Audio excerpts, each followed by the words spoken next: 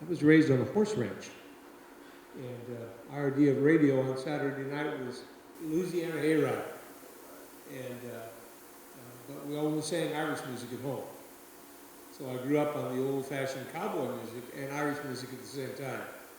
And in the real world, Irish music is liked a lot more than cowboy music is. Cowboy is not country. That's a different feel altogether. And so I grew up in those two styles of music, and thanks to my mother, I ended up a lifetime historian. So it's been a great ride for me in that sense. So what we'll do is we're going to do some Irish music from Ireland, and then we'll do some Irish American music from vaudeville. And that's most of the songs that people like to sing this time of year, so hopefully your voices will be ready by then, and we can sing along to a bunch of the fun Irish American tunes. Do we have anybody here at all? Might have some Irish heritage somewhere along the line? Okay, we've got a couple. McHugh. Fitz McHugh was one of the real bad kings in Irish history. Do you know him? The other side of the family. Other side of the family. Okay, that would be the handsome, good-looking side? Yeah, okay. All right. How about any other countries that your ancestors may have come from? Shout it out. Deutschland. Ukraine. All right. Well, your country's popular these days. It used to be just the breadbasket of the world. Now it's a little more interesting than that. Any other countries? Got a lot of Germans here, huh? The Norwegians. All right. Well, I hope you got enough coffee for the Norwegians. It wasn't quite brewed right. You can't function without coffee. You know who the worst coffee drinkers in American history were? The Indian scouts that worked for the military.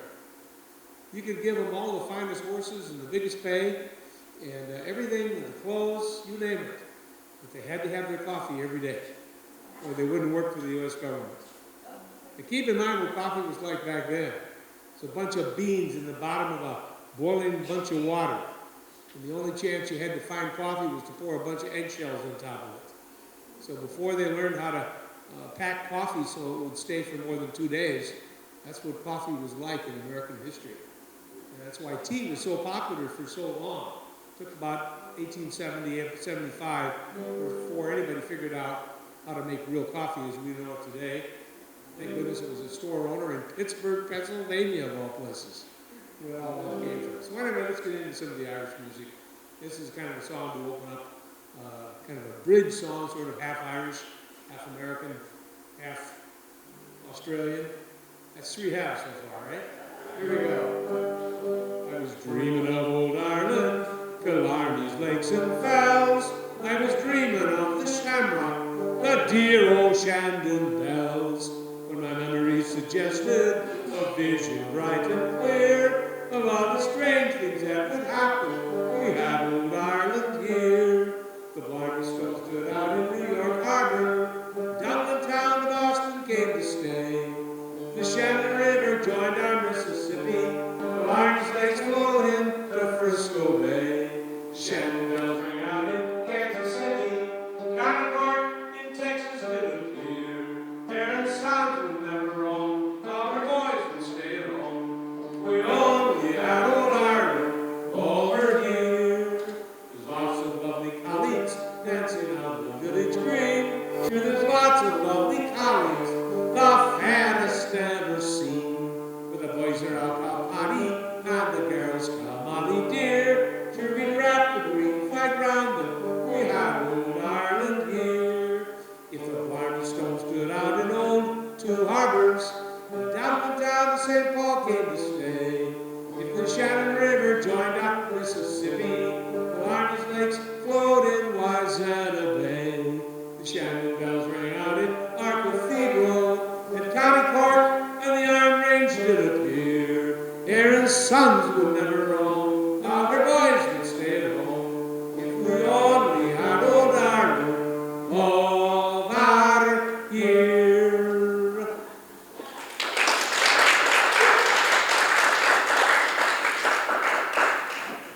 This way to get a problem with the camera, if I move this a little bit. Nope. All right. Remember once in Chicago, they had a great Irish fest. took them about 2 hours to get one of the bands going with check, check, check, check, check. And then one of the greatest folk singers from Ireland was 2 hours late. And they had to flip-flop everything. He got on stage, and during the first song, he and the engineer back there made hand signals and got the whole thing done in about 5 minutes, whereas the band took 2 hours. So there's one guy at the back of the room. That's it. You got to work with him, and you got to do a good job with him. So, point that. Anyway, one of the things that's different about Irish music from American folk music is they sing a lot of patriotic songs.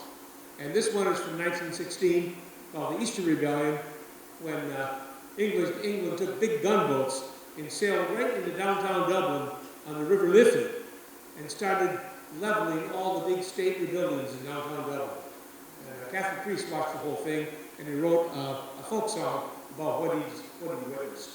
This is an Irish rebel song, but it's one of the nicer ones, so we'll sing it for fine groups like you. As down the glen one Easter morn, to a city fair rode I, when their armed lines of marching men, and squadrons passed me by.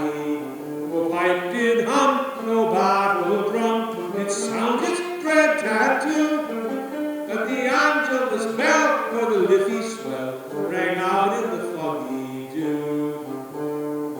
Was England made her wild geese go, that small nations might be free? But their lonely graves are a surfless waves in the fringe of the great North Sea. Oh, had they died by Pearse's side or fought with cavalry, their names we would keep where the Fenians sleep, with the shroud of the foggy dew. Oh, the bravest fell, and the requiem bell rang mournfully and clear. For those who died that Easter tide, the springtime of the year. The world did gaze with deep amaze, those fearless men but few, who bore the fight with the freedom's light, might shine in the foggy dew. Now it's down the glen I rode again, my heart with grief was sore, for I parted then with the valiant men I never would see no more. Now to and fro in my dreams I go, and kneel and pray for you. Oh, slavery fled, oh glorious dead, when you fell neath the foggy dew.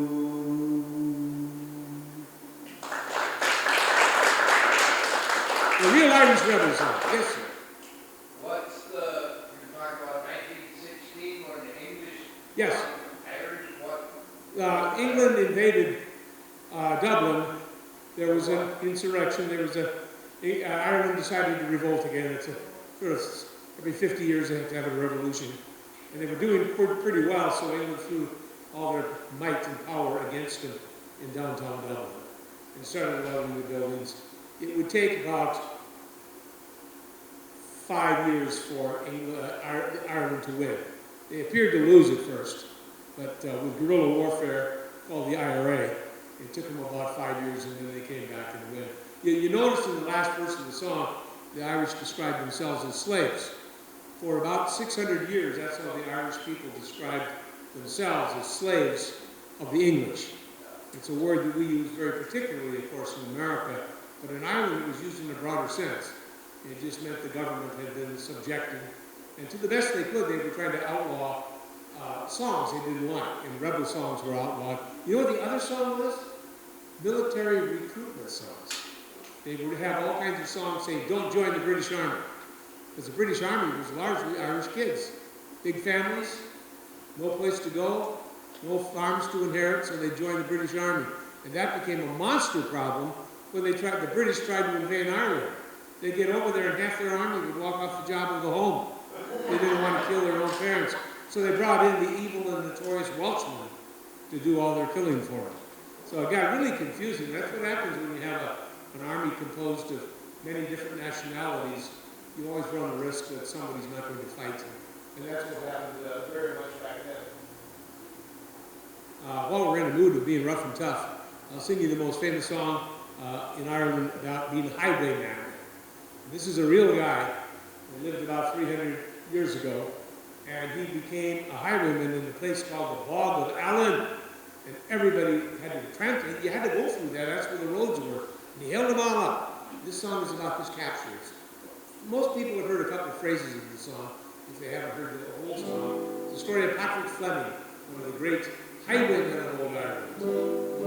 Oh, as I was going over the far-famed Clary Mountains, I met with Captain Farrell, whose money he was counting. I first produced me pistol, then produced me rapier, said, stand and deliver, hey, and you're bound to save her. I should ring the die, back full of daddy-o, back full of daddy-o, there's whiskey in the jar. When they counted out his money, it made a pretty penny.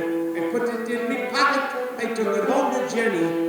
Oh, she sighed and she swore, she never would to save me. Devil take the women, they never can be hazy. I should ring the die, back full of daddy-o, back full of daddy-o, there's whiskey in the jar.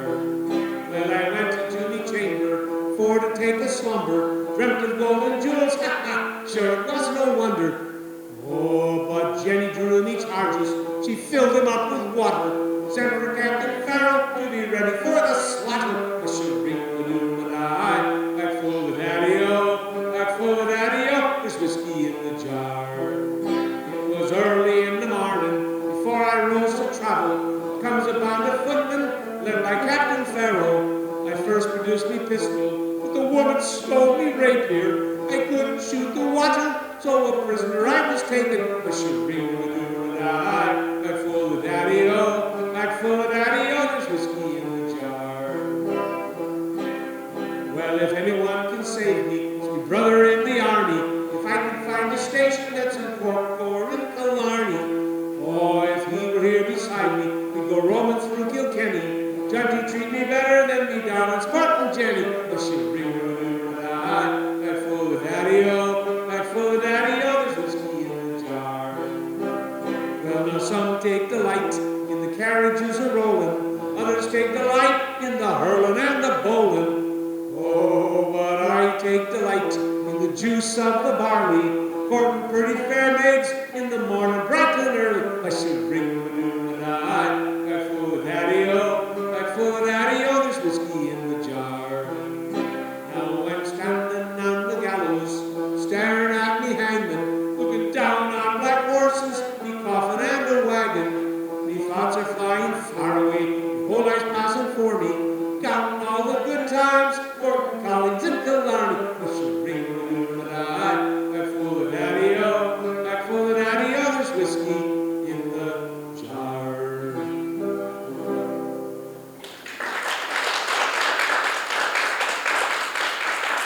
The problem with being a bad guy and liking the girls is you better like only one.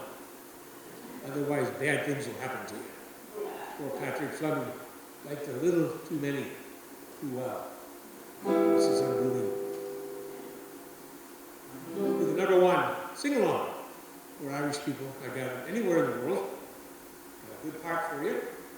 It's, I know you'll be upset it's a drinking song, but I'm hoping you'll get over it. Okay? It's sacramental wine. That's all I have to say. Here we go. I've been a wild rover for many a year, and I spent all my money on whiskey and beer. But now I'm returned with gold and great store, and I never will play the wild rover no more. Here's your part. And it's no, nay, never. No, nay, never, no more will I play the wild rover. No, never, no more. It's rehearsal time. Here we go now. And it's no, nay, never. No, nay, never, no more will I play the wild rover. No, never, no more. I went into an alehouse I used to frequent, and I told the landlady my money was spent. I asked her for bread. She answered me, nay, such a custom as yours you can have any day. And it's no, nay,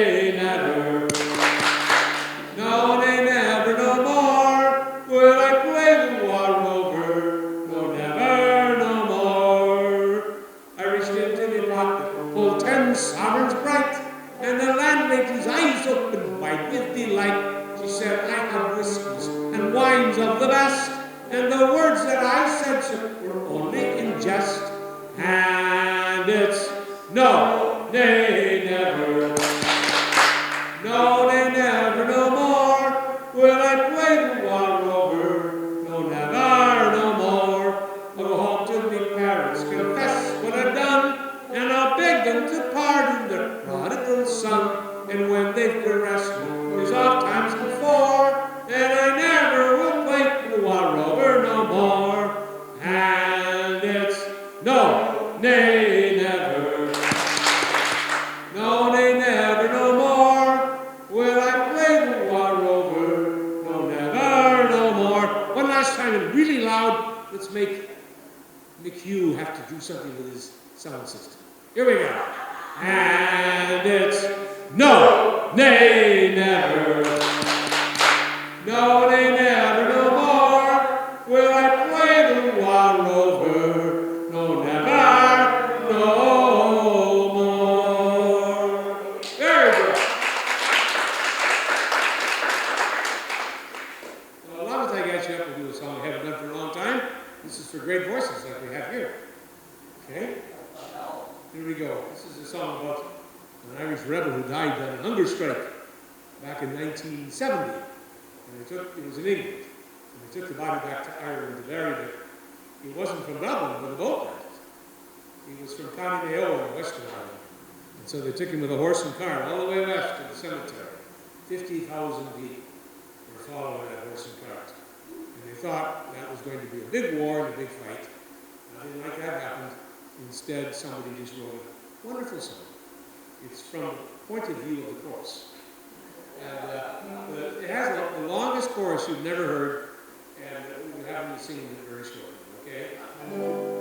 Take me home to Mayo, across the Irish Sea, home to dear old Mayo, where once I roamed so free.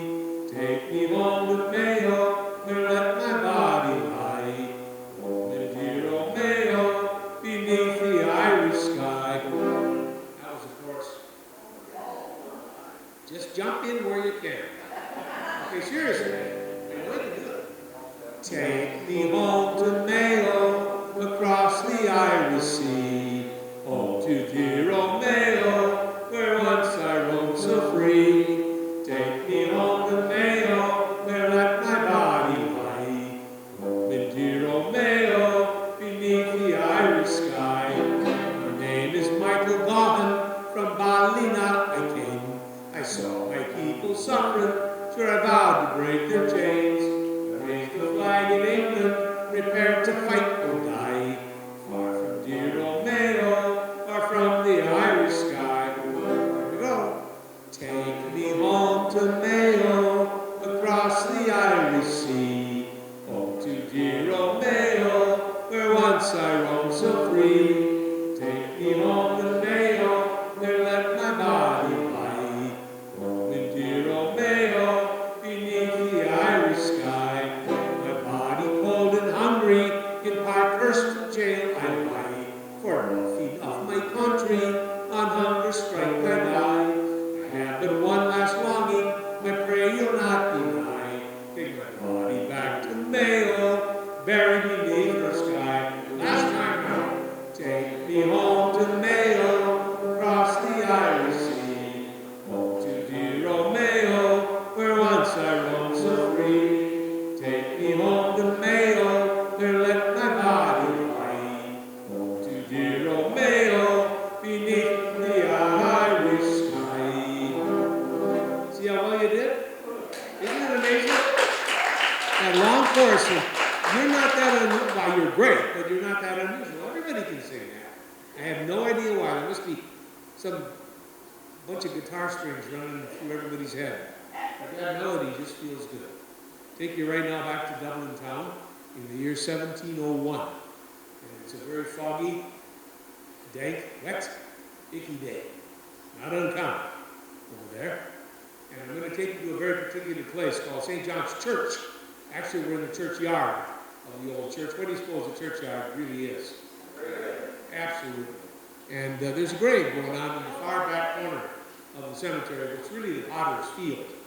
And as we approach, there's 8 very poor-looking people standing around the grave. They get very shy when they see us coming, and they disappear out the back gate into the fog of Dublin, and they're never heard from again. The story will be going on, except for one small problem. There are those that say the interment was not complete.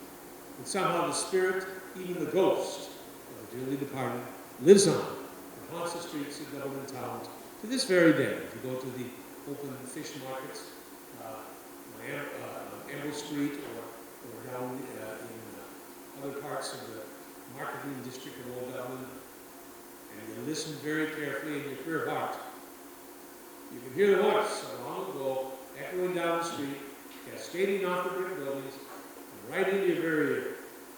I have not heard it myself. But I can guarantee you something. There'll be no lawyers in the room. I can guarantee you something. The funeral were held today. There would be not 8 people around the grave, but 2.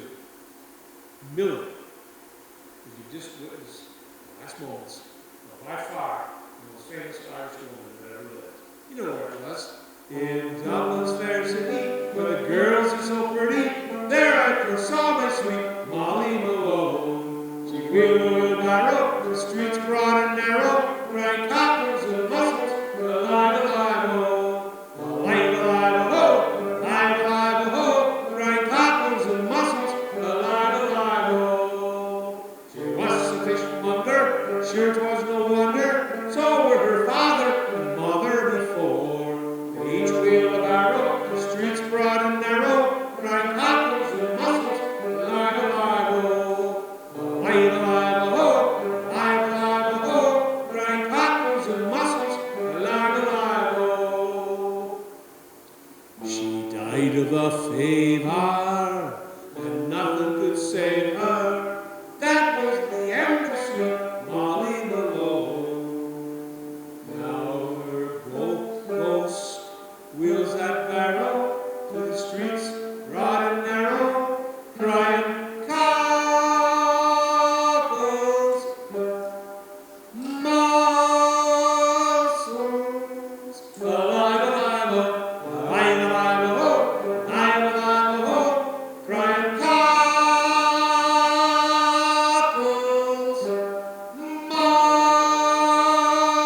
mussels, alive, alive, oh.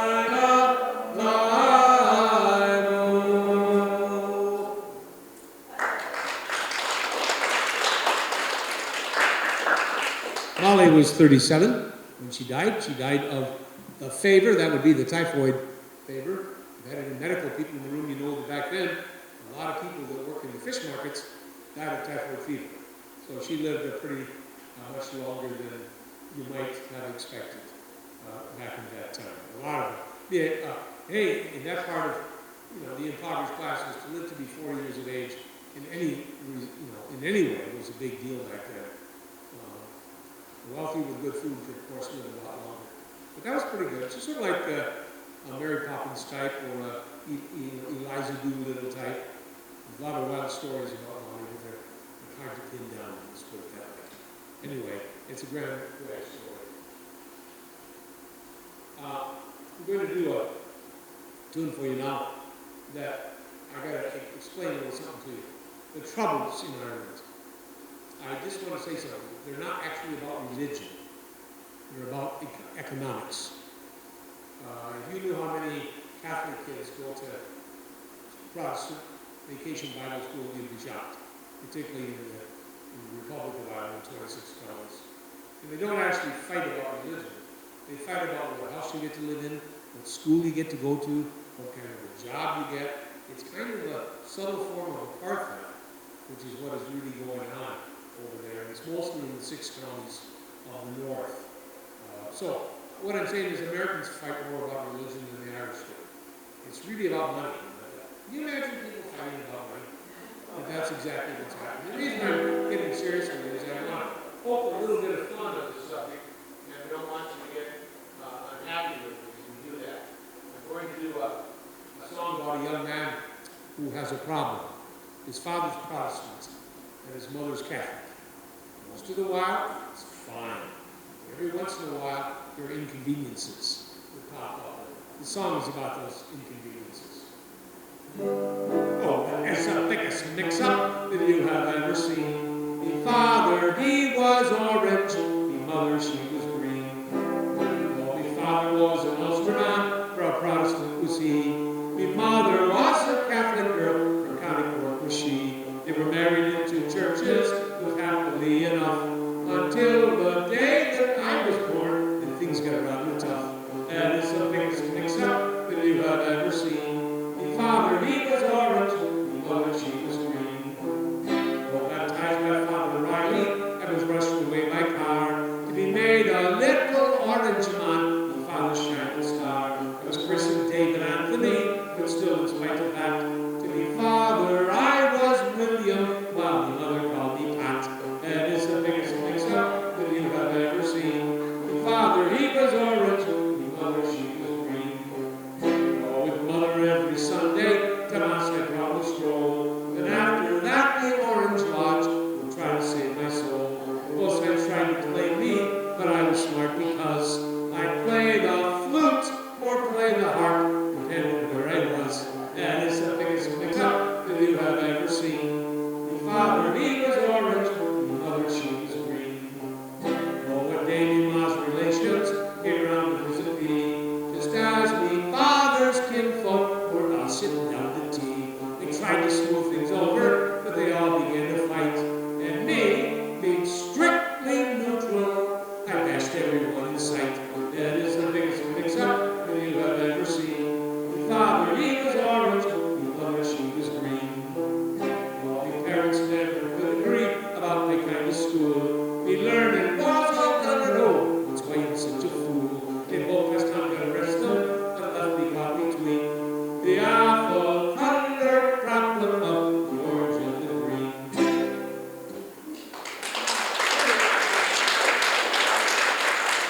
You know what the orange and the green stand for? The colors often identify the opposing points of view. Any thoughts on it? Who would be the green leader? That's Catholics. Yeah, so the Protestants would be the orange. Now, they're not people that like to eat oranges. Several hundred years ago, the great first leader was the Duke of Orange. And that's how they got to be called orange. You can see how dangerous I am today. Not quite orange, but it's getting close. You can get hurt real bad depending on where you are. Something like this. Where you dare to walk a little bit. Towards you. I'm going to get a little personal now. Do we have any folks currently, or maybe in the not long ago past, that had a long marriage? We'll just throw some numbers at me. 51 years. 61. How many? 60. 53. One more. We need 5. You got one more. I thought I heard more than that. Try again. Okay, 60. All right, we got 5. You've been keeping track. Do we have bingo yet? No bingo? Okay. Good morning. Anyway, it's fun to ask that question and get those answers. If I had a young group, somebody would say 12 and they'd get a standing ovation. But anyway, what a wonderful time that I can get answers out of this from wonderful Americans. I'd like to take you back to a 50th wedding anniversary in County Kerry, back in the 1840s, and share a little bit of the celebration. And as you listen to the words, I want you to observe the fact that after 50 years of marriage, it would appear that one of the two partners appears to have the upper hand in the relationship. It's a good way to shut the guys up, isn't it? It was down in the county Kerry, in a village near Tralee. There lived a grand old couple there, Kate and Pat McGee. They were going to have a party on the golden wedding day. Now Kate says she to Pat McGee, let's do what I say. Put on your old knee breeches, your coat of emerald green. Take off your hat, you darling Pat, put on your old cabine. Today's our golden wedding. We want the world to know how we looked when we were wed 50 years ago. And it's well that I remember dancing on the village green. You held me in your arms, dear Pat, called me your Colleen. Your hair was black as raven's wings, now it's turning gray. So come over here, me sweet-eyed dear, this to you I'll say. Put on your old knee breeches, your coat of emerald green. Take off your hat, you darling Pat, put on your old cabine. Today's our golden wedding, and we want them all to know how we looked when we were wed 50 years ago. And it's well that I remember when first you were me bride. In the little chapel on the hill, we stood side by side. Of good friends we've had many, troubles we've had few. So come over here, me sweet-eyed dear, this is what you'll do.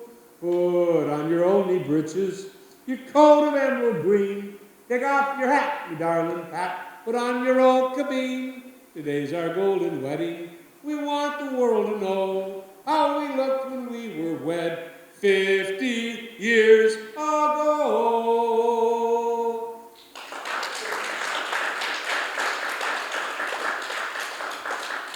Wasn't long ago I did that in a fancy dinner theater, you know, with big tablecloths down to the floor.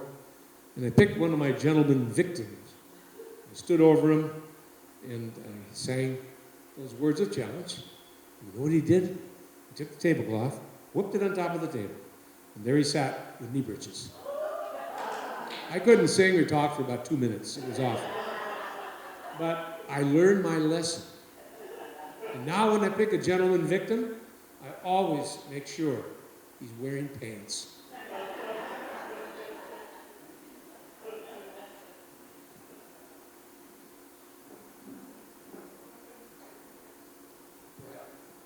I'll tell you what, I'm going to do Irish American after one more song, so I don't forget the song. This is the song I always forget to do, Peace of Rest. It's a song written about 1912 in Somerset, in the west of Ireland, and the fellow wrote the song named Weatherly. He couldn't give the song away, nobody liked it. One day he mailed it to his cousin, a fine lady living in, of all places, Colorado Springs, Colorado. She sat down at her piano and she realized it wasn't very good. But she had spent her summers as a girl in the north of Ireland, and she took an old melody she knew very well, must be a dozen songs to the same notes, and she added her cousin's lyrics to them, mailed it back to Somerset, and he pretty soon had a really popular song all over the world, except one place, Ireland. Didn't like the song. It was an Englishman that dared write about Irish history, and that was not allowed. And it would have stayed there, except something happened, World War II. And GIs from Canada and America went all over England, and when they had spare time, they wanted to sing their favorite Irish folk song. And the folks over there had to learn it. And it became very, very popular because of World War II. And now it's, you know, one of the legendary songs of all. In all fairness, in Ireland, it's sung for the money. Okay, that's why you sing it. Anyway, see if you remember this thing.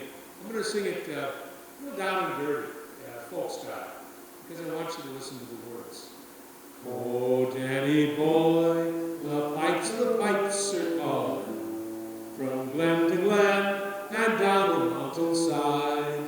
The summer's gone and all the flowers are dying. It's you, must go and I must bide. But come ye back when summer's in the meadow, or when the valleys hush and white with snow. It's I'll be here in sunshine or in shadow. Oh, Danny boy, I love you so. If you return and all the flowers have fallen, you'll find me dead, and death ain't no baby. And you must go find a place where I am lying, and needles say an ave there for me. And I shall hear those soft tread above me, and in my grave will warmer, sweeter be. Then you must kneel and tell me that you loved me, and I shall rest in peace until you come to me. If I should live, then you should die for Ireland, but not your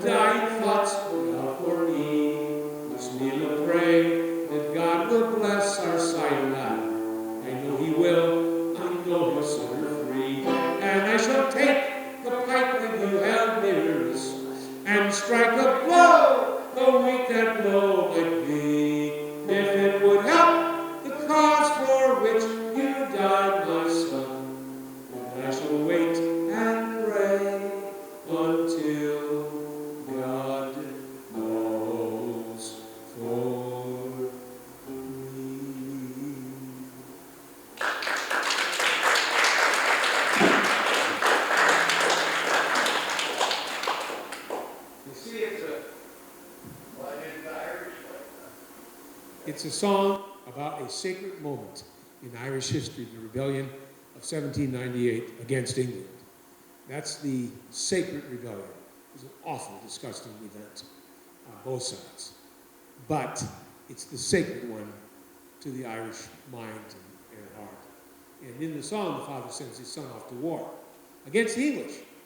And he says, you know, son, I'm an old man, I'll probably be dead. So when you come back from the war, stand on my grave, talk to the very sod above me, and tell me how you did. But in the last verse, which they always leave off, because then you figure it out for yourself, he says the opposite. You know, you may die in war, I'll be alive. I'll grab a pike, which is a long pole with an axe on the end. I'll kill some Englishmen to get revenge before they kill me. Isn't that charming? But if you leave the last verse off, and you put a fabulous voice in that song, so you don't really think about the words, it's one of the 5 most beautiful songs probably in the entire English language. Just the way things go. It's a great song, but in Ireland, the sacred song would be something called Carrickfergus, an old world traveler who comes home like an elephant to the tusk yard to die in Irish soil. And that's the sacred song in Ireland, so go figure. I promised you Irish American. So we'll do a bunch of them now real quick, and kind of a medley, and I want you to jump in where you can, okay? Sweet Rosie O'Grady, my dear little Rose, she's my steady lady, most everyone knows. And when we are married, oh, how happy we'll be. I love sweet Rosie O'Grady, and Rosie O'Grady loves me. H-A-R-R-I-G-A-N spells Harrigan. I'm proud of all of the Irish blood that's in me. Devil a man can say a word agin me. H-A-R-R-I-G-A-N-U-C is a name that to shame never has been connected with Harrigan. That's me. You don't think that's a vaudeville song? It was written at the turn of the century, it'd be the 1900s, early 1900s, by the original Yankee Doodle dandy himself, George M. Cohan. And he wrote the song out of the meanness of his heart. Because there was a man down the street who was selling more tickets than Cohan was. His name was Ned Harrigan. So he got the idea of writing a cheap, trashy street song about Ned Harrigan so that nobody would take him seriously anymore. But Cohan messed up and accidentally wrote the hit song. And as a result, he had to work another 10 years. And work harder and smarter than he ever wanted to keep up with Ned Harrigan. I think there's a great sermon on Saturday or Sunday sort of thing in that song. I'll let you figure out how it pieces together. It's something got to be cool. Here's one I know you know, so we'll get into this one. Over in Killarney, many years ago, me mother sang a song to me in tones so sweet and low, just a simple little ditty in her good old Irish way, and I'd give the world if she could sing that song to me this day. Tooraloo-ra-loo-ra, tooraloo-ra-lie, tooraloo-ra-loo-ra. Hush now, don't you cry. Tooraloo-ra-loo-ra, tooraloo-ra-lie, tooraloo-ra-loo-ra. That's an Irish lullaby. Oft in dreams I've wandered to that spot again. I feel her arms a-hugging me as when she held me then. And I hear her voice a-calling to me as in days of yore, when she used to rock me fast asleep outside the cabin door. Tooraloo-ra-loo-ra, tooraloo-ra-lie, tooraloo-ra-loo-ra. Hush now, don't you cry. Tooraloo-ra-loo-ra, tooraloo-ra-lie, tooraloo-ra-loo-ra. That's an Irish lullaby.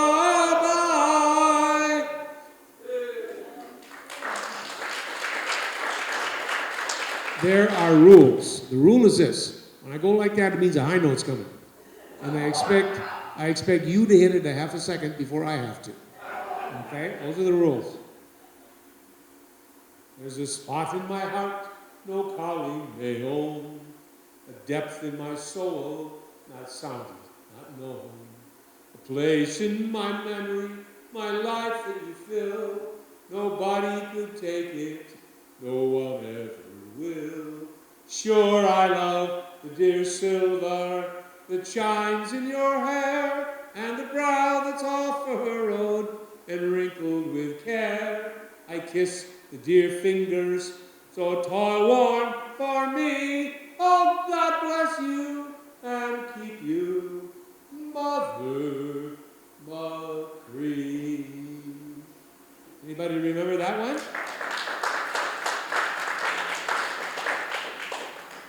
right, we'll test our cameraman on this one.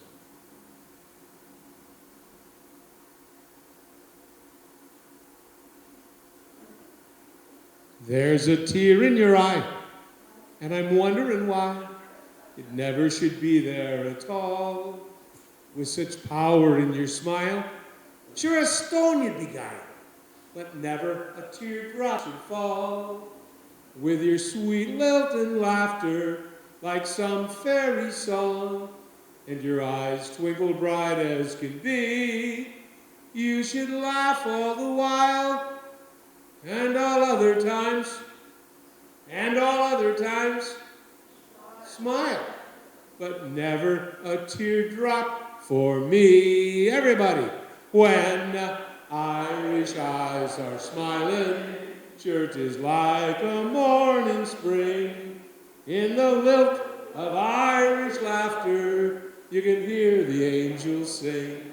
When Irish hearts are happy, all the world seems bright and gay. And when Irish eyes are smiling, sure they'll steal your heart away. Very good. Some of those high notes get together. Now the next one I always mess up. So it's your duty as a member of the audience to take this away from me as quickly as you possibly can. My wild Irish rose, the sweetest flower that grows. You may search everywhere, but none will compare to my wild Irish rose. My wild Irish rose, the dearest flower that grows. And someday for my sake, she may let me take a bloom from my wild Irish rose. Very good. You guys are doing great. Now, as I recall, there were some people that did some confessions before this program began. As I recall, some people said they had German heritage. And where were those people? Now that I need it, here's a fine man. Oh, ladies, you're in luck. Two of the fellows up here have German heritage. Because when I sing this song, the Germans may have to fight themselves out of the room. Now, these guys will protect you. They promised to do so. Back in 1890 in Toronto, Ontario, Canada, a young German man named Thomas Westendorf was teaching school, and of all things, a German to English school. He was 27 years of age. At the end of the school year, he did something so despicable, you know he could not possibly be Irish. He ran off with a 16-year-old girl student of his. And everybody chasing him, he got across the border to America. I know you won't believe what I'm about to tell you, because for a German, this guy was really smart. Decided the best way to hide out was where there were a lot of Germans. And he found two places, Milwaukee, Wisconsin, and Cincinnati, Ohio. Anybody been to Cincinnati? It's a German town, very much so. You're like, well, everything used to be in this country. But anyway, you're right. Anyway, the last time I was there was still really German. It was a few years ago. Anyway, that's where they hid out. And they lied about Jenny's age, and they got married. And they lived happily ever after for about 16 years. Not 16 years, 6 months. They lived for 6 months, and she got very ill and was bedridden. They tried all the doctors, the medicines, the remedies. Nothing worked. She was dying.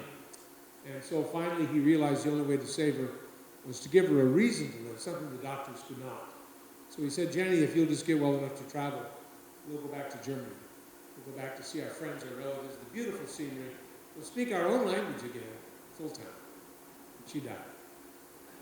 And he wrote a song to remember his dying words to her, sent it to a publisher who immediately realized there was nothing about the song that was German. It was very popular to have an Irish song back then. So they pretended that this German song was Irish. So anyway, here's an old German song for you from 1890 in Cincinnati, Ohio.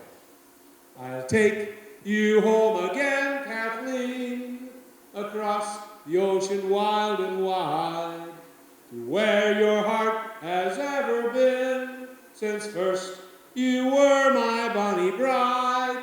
The roses all have left your cheeks, I've watched them fade away and die. Your voice is sad whenever you speak, and tears bedim your loving eyes. Oh, I will take you back, Kathleen, to where your heart will feel no pain. And when the fields are fresh and green, I will take you to your home again.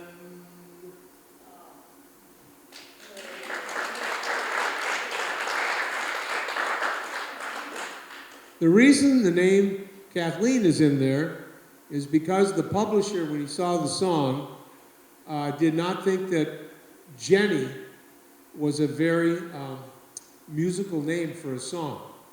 And so he asked the fellow what his wife, his deceased wife's middle name was, and Jenny's middle name was Kathleen.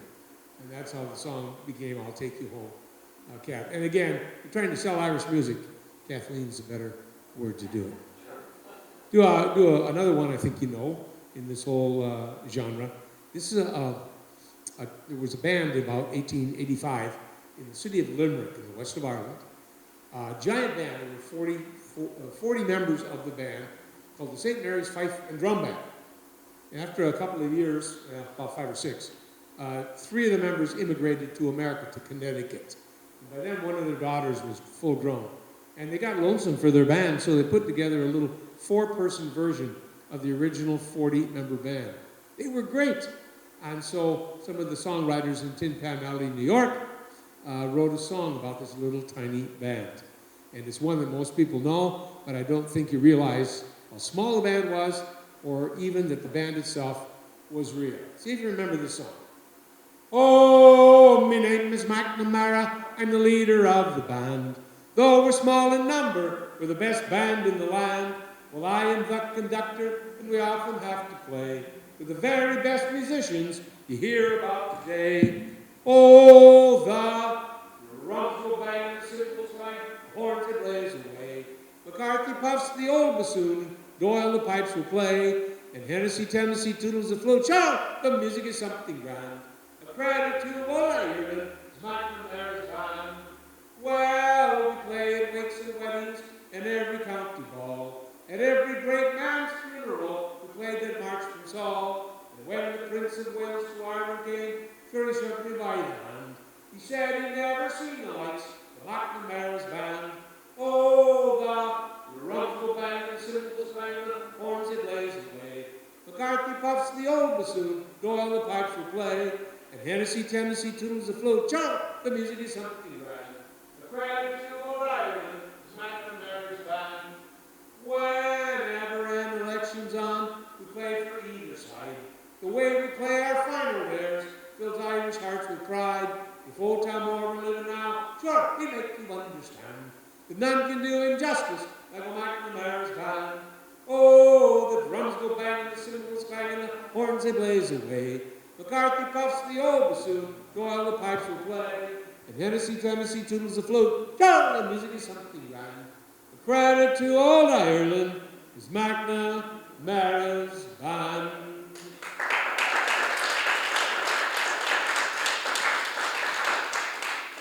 Do one more song from this part of our time together. I'm not sure what to call this. It's a movie song is what it really is. It dates to the mid-1950s, and a great Irish-American movie that upon rare occasion they show this time of year. Instead, we're forced to watch 14 versions of The Quiet Man usually. But this is a great movie. It's called Darby O'Gill and the Little People. And in spite of the name of it, it's not a children's movie at all. The little people are very naughty fellows. And it's a love story, of course. And the reason I'm bringing your attention to all of this is a young actor, a musical comedy theater, who's on a world tour. He just got back from a world tour of South Pacific, playing several parts and singing. And he was cast as the romantic lead in Darby O'Gill and the Little People. And he sang the thematic love song of the movie. And that's the song I'd like to sing for you right now. It's Who That Person Is That's Going to Shock You. The song and dance band was named Sean Connery. If you see the movie, it's him singing. It's also him with his own hair, which is, pretty good. Here we go. Have you ever seen the seagulls flying o'er the heather, or the crimson sails on Galway Bay, the fishermen unfurl? Oh, the earth is filled with beauty, and gathered all together in the form and face and dainty grace of a pretty Irish girl. She is me dear, me darling one, her eyes sparkling, full of fun, no other can match the likes of her. She is me dear, me darling one, me smiling and beguiling one. Sure I love the ground she walks upon, me darling Irish girl. Have you ever seen the morning in Kerry or Killarney, when the dew is on the hayrick and every drop a pearl? Oh, the geese are full of blarney, and the thrushes sing in Gaelic, and standing in the doorway is a pretty Irish girl. She is me dear, me darling one, her eyes sparkle, full of fun, no other can match the likes of her. She is me dear, me darling one, me smiling and beguiling one. Sure I love the ground she walks upon, me darling Irish girl. When I'm parted from my darling, my sighs could sail a schooner, and when I am not with her, my tears could turn a mill. And since she cannot be unkind to any helpless stranger, I'm thinking she might marry me, me darling Irish girl. She is me dear, me darling one, her eyes sparkling, full of fun, no other can match the likes of her. She is me dear, me darling one, me smiling and beguiling one. Sure I love the ground she walks upon, me darling Irish girl.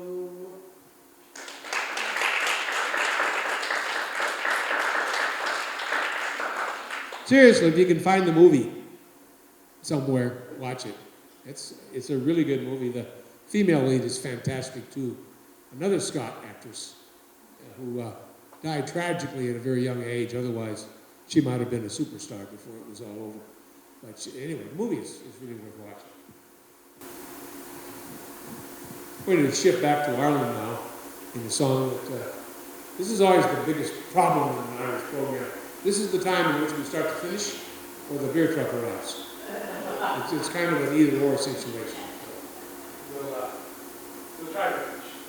There's a great Irish folk singer that died in the past year named Danny Doyle. And this is one of Danny's great songs, very upbeat, what's he going to do? And it's not the nicest subject in the world, but it's a guy who's kind of messing around late on the streets of on a town in County Antrim. And a girl basically manages to grab his water money and run. And he only has one clue on how to find her. And it has something to do with some very unusual roses that he associates with her. Anyway, Danny Doyle told a lot of our small kind of one this way. Last one. And anybody tell me where the water roses grow? Some say down in Lifford Town, or say in Mayo. Somewhere on the Evernight, this I'd like to know. Can it be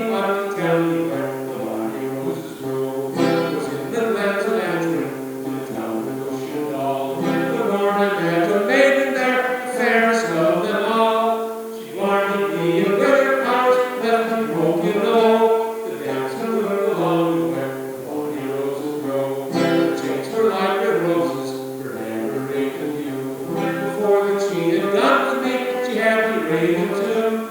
She left me sorely stranded, not a quite was left, you know. The dance will look along where the bonny roses grow. Can anybody tell me where the bonny roses grow?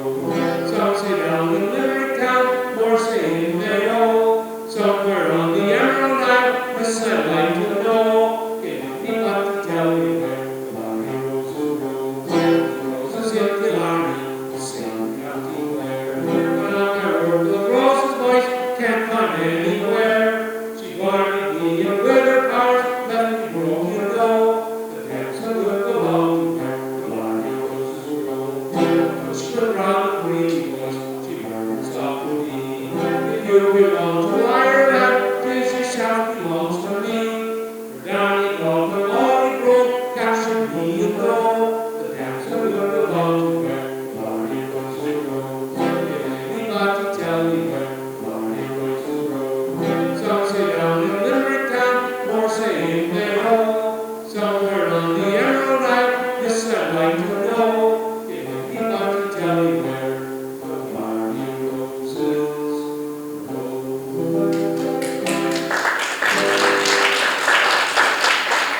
Well, I think we're about at the end of everybody's attention span, and even mine. I never know. Somebody said singing cowboy music. I don't know if that's. Happy birthday to you. Happy birthday to you. Happy birthday, dear Catherine. Happy birthday to you.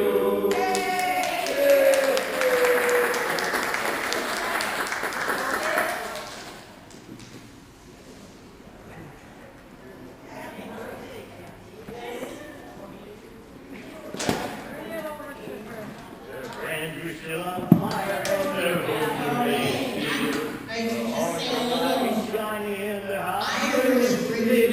Oh, the mirrors turn as they thunder through the sky, and it's on the riders coming high.